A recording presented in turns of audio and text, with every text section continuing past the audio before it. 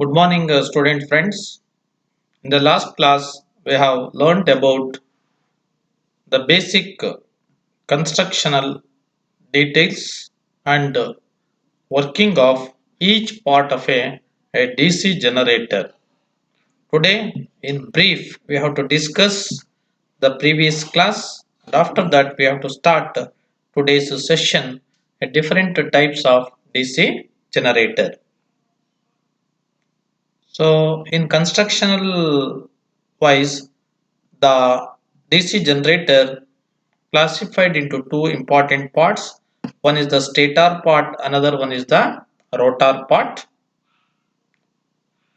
And the different parts in DC generators are yoke, field core, pole shoe, armature core, armature winding, commutator, brushes, shaft, bearings. These are the important parts. The first one is the yoke. So usually for a lower rating, cast iron is used. For a higher rating machines, cast steel is used for the construction of a magnetic frame. The main function of yoke is to carry the flux produced in the field winding, and also it will support the field winding, and it will be acting as a protecting cover for the entire machine. The second one is the field part. In field part, the pole core and pole shoes. So usually in modern design, these two will be combined together with the help of a silicon steel laminations, and the pole shoe being of a larger cross section at the bottom portion in order to distribute the flux uniformly by creating a low reluctance path. Field winding will be constructed with the help of a enameled copper over the former, and that coil will be placed in the field core. Once if we are giving the DC supply, the coil will get excited and it will be producing a flux. So that flux can be carried by the yoke and it will be distributed uniformly around the air gap. Similarly, in case of a rotating part armature core, it is made with a cylindrical shape with the help of a silicon steel lamination. The main purpose of using these silicon steel lamination is to reduce the eddy current losses. And next part is the commutator. Commutator are made up of with a thick bars of copper segments. Its function is to convert the alternating current induced in the armature into the DC required for the external load. Brushes are made with a carbon materials or copper.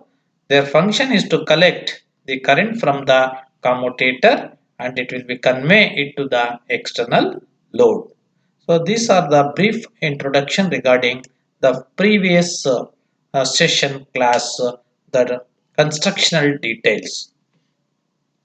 Today we are going to study about the different types of DC generators. So usually the generators are classified according to the way in which the field winding is connected or the field winding is excited. The way in which the field winding is connected to the armature or what type of supply is given to the field winding in order to make the excitation. According to generators classified into two important types. One is separately excited generators, another one is the self-excited generator. Again, these self-excited generators are classified into three types. One is shunt wound generators, series wound generator, compound wound generator. Again, these compound wound generator are classified into long shunt compound generator and short shunt compound generator. The first one is the separately excited DC generator. So the name itself will indicate the field winding of a DC generator will be excited separately by a DC supply.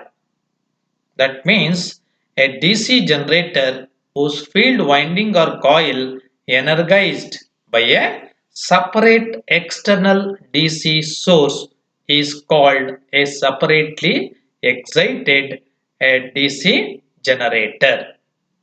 So in separately excited DC generator, the flux is directly proportional to the field current. The magnitude of the flux value is mainly depends upon how much the field current is passed through the field winding. But this flux will be constant at the saturated region. So the flux produced by the field poles depends upon the field current with the unsaturated region.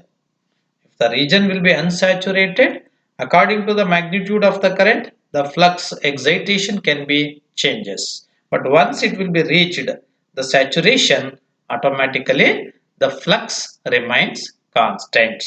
Clear?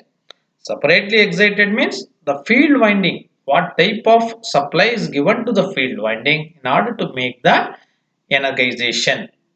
So that is separately excited DC generator. So in separately excited generator, this is the circuit diagram of a separately excited. So in this case, we have seen the field winding of this is directly connected to a external DC supply. If this DC supply is given to this field winding, this coil will get excited and it will be producing a flux. So that flux is uniformly distributed in the air gap.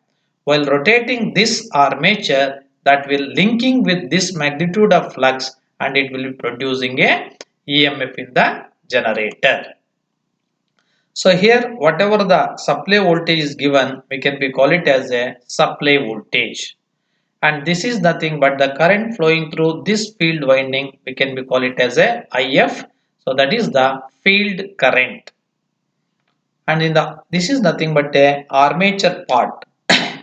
So here this is the armature, the current from once the EMF will be generated in this one, so it will be supplying a current. So that is IA is the armature current and IL is the load current, and this is the terminal voltage.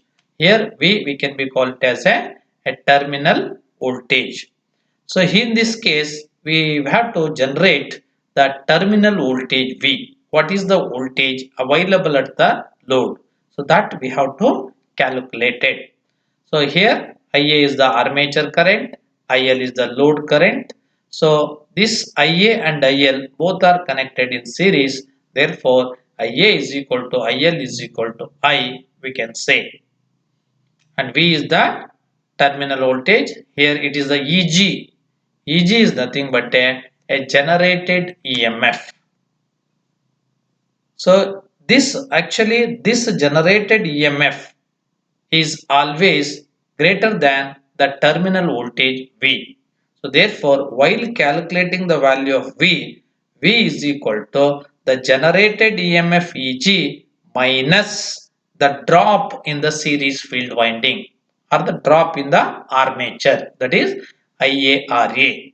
V is equal to EG minus IARA. So here we have to consider the brush contact drop. So here we are using a wave connected system. There are two brushes, therefore it is 2VB. So V is equal to EG minus IARA minus 2VB. Next we have to calculate how much power will be generated in the armature. So in general, we know the power equation. So that is P is equal to voltage into current. But in this case, in the armature, the generated EMF will be Eg and the current in the armature will be Ia. So therefore, the power developed in the armature is Eg into Ia. Similarly, we have to calculate how much the power delivered to the load. So that is power output is equal to the current flowing through the load is IL and the voltage available across the load will be V. So therefore, power delivered to the load equals V into IL. So here IA, IL same. So in place of IL, we have to substitute the value IA. This is nothing but a separately excited generator. So next is the self-excited DC generator. Self-excited generator in which the current to the field winding is supplied by the generator itself. So that means due to the presence of residual magnetism in the field poles, the EMF will be induced or the flux will be produced. That flux is uniformly distributed in the air gap. Once the armature will be starting rotating, so that will induce a EMF. That induced EMF will sending current again to that field winding. The residual flux plus the field winding flux will be cumulative and it will be build up in a voltage.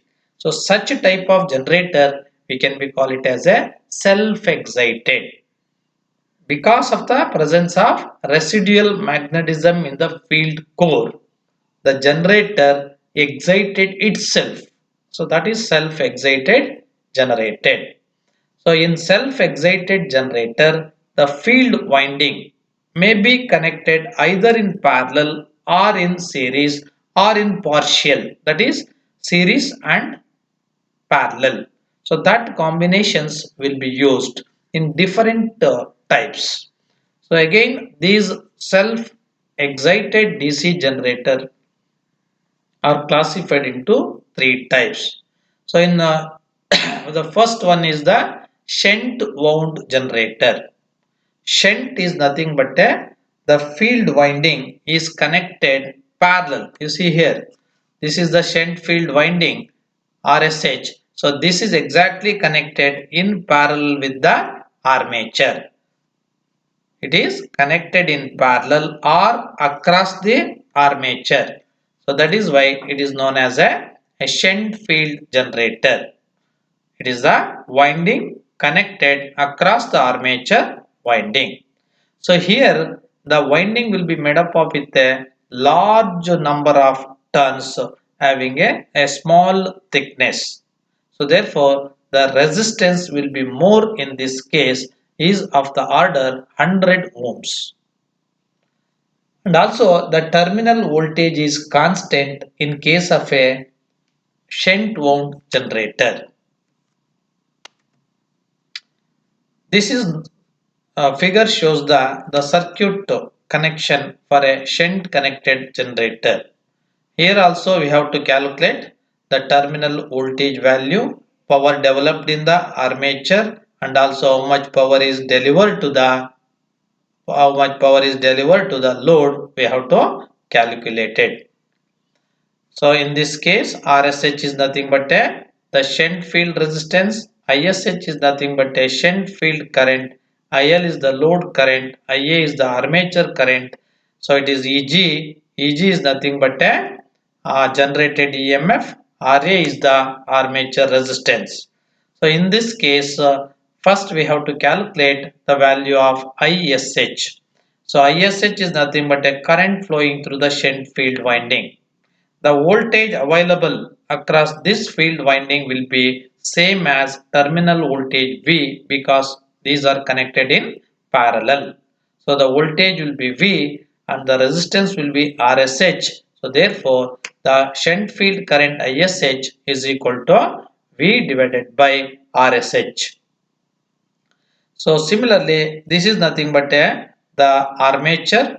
The armature will sending current IA. So at this particular junction, we have to apply the Kirchhoff current law.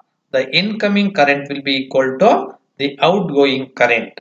According to KCL, at this particular junction point, we are getting IA is equal to IL plus ISH. So this is the armature current.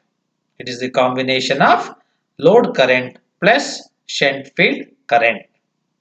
Next, we have to calculate the terminal voltage V across the load.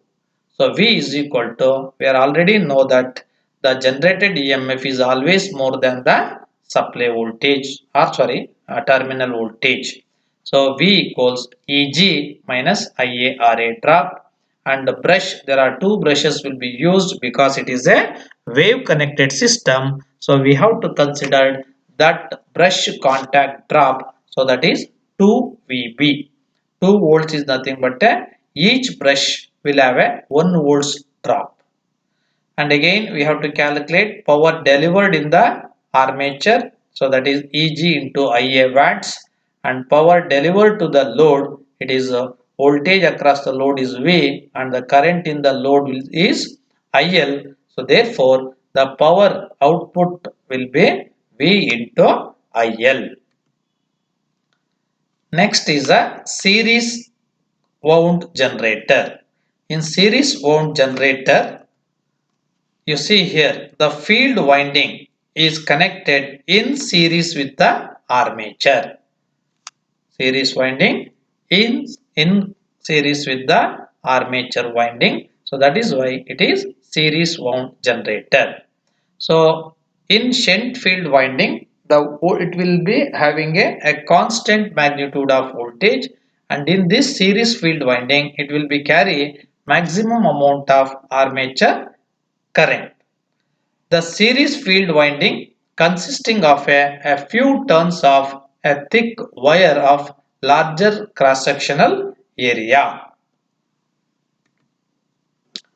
This again circuit shows the how the series generator is connected. So according to this IA, ISC and IL are all connected in series. So therefore ISC is equal to IL is equal to IA. Again here there are two drops. One is the armature drop, another one is the series drop. So terminal voltage V is equal to Eg minus IaRa minus ISC RSC. So this is the drop in the series field winding. This IaRa is the drop in the armature winding. So these Ia and ISC both are same. So in place of ISC we have to substitute Ia and take common as Ia. So V is equal to Eg minus of Ia into Ra plus RSC. In general, V is equal to Eg minus of Ia into Ra plus RSC minus 2Vb. In this case also, we have to calculate the power developed in the armature. So, power developed is equal to Eg into Ia, and power output or power delivered to the load is V into Ia. This is nothing but a series generator. Next is the compound generator. In compound generator actually two windings, one is connected in series and the another one is connected in parallel with the armature winding. So these compound generators are again classified into two types. One is long shunt compound generator and the short shunt compound generator. This figure shows the long shunt compound generator. In this case, one winding is connected in series with the armature, another winding is connected in parallel with the armature.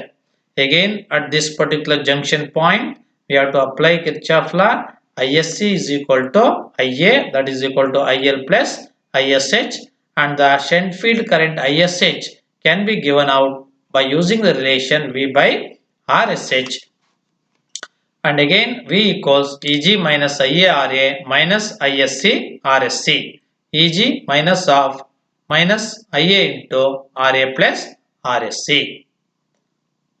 Therefore, V is equal to Eg minus Ia of Ra plus Rsc minus 2Vb. Similarly, the power developed is Eg into Ia and the power delivered to the load is V into IL. So, this is the long shunt compound generator. In short shunt compound generator, both the windings, that is series winding and the shunt winding, are connected in parallel with the armature winding. In this case, Isc and IL are same. So, therefore, Isc is equal to IL. And the current, shunt field current ISH is equal to this V plus IL RSC divided by RSH.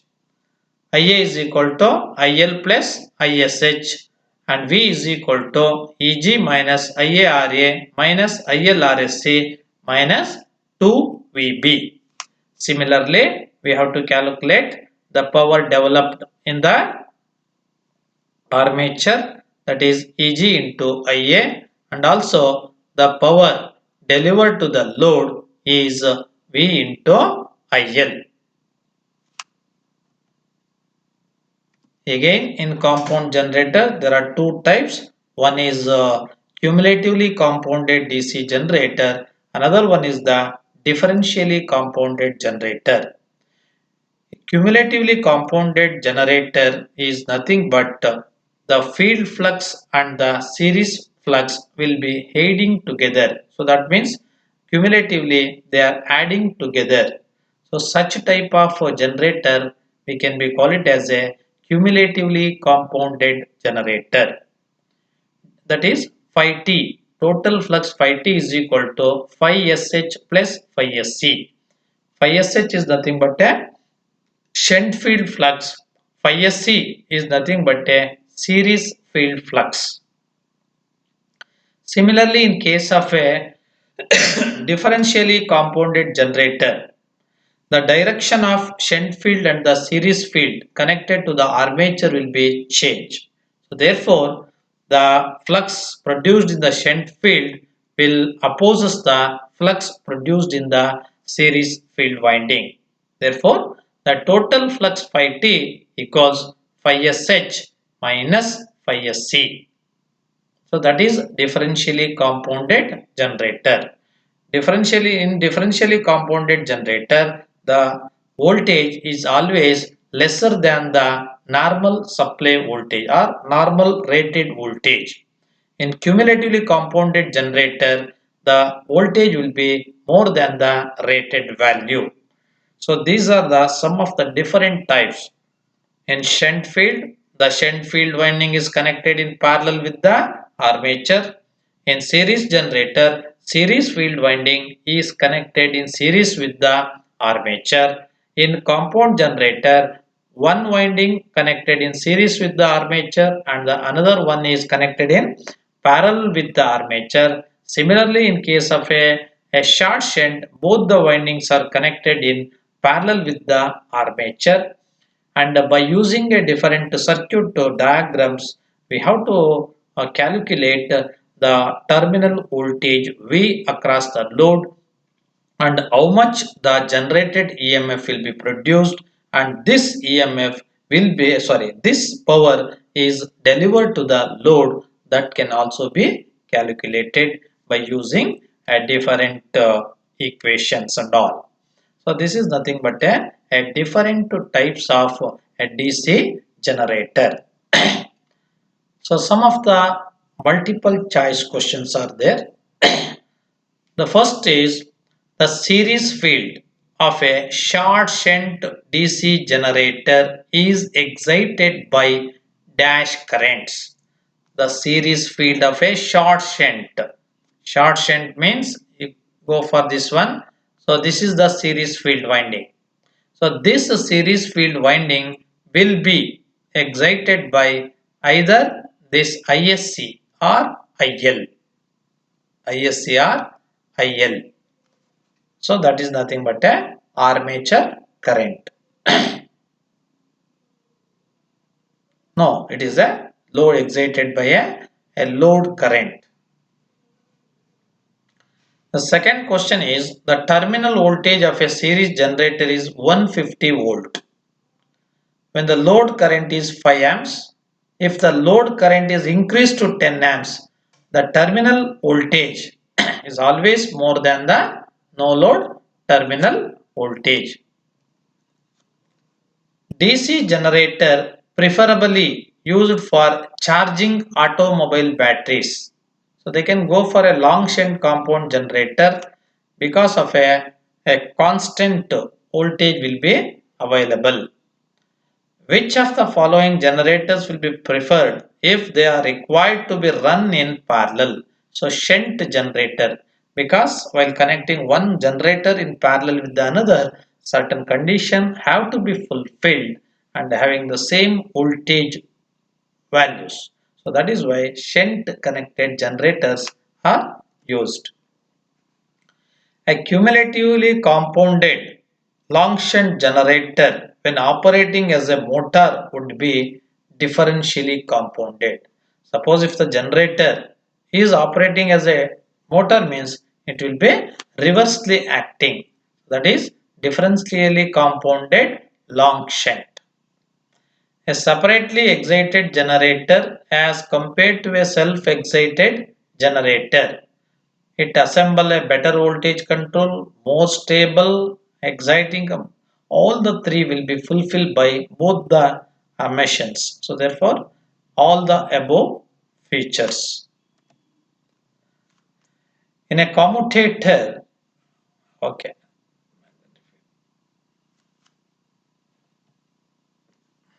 thank you.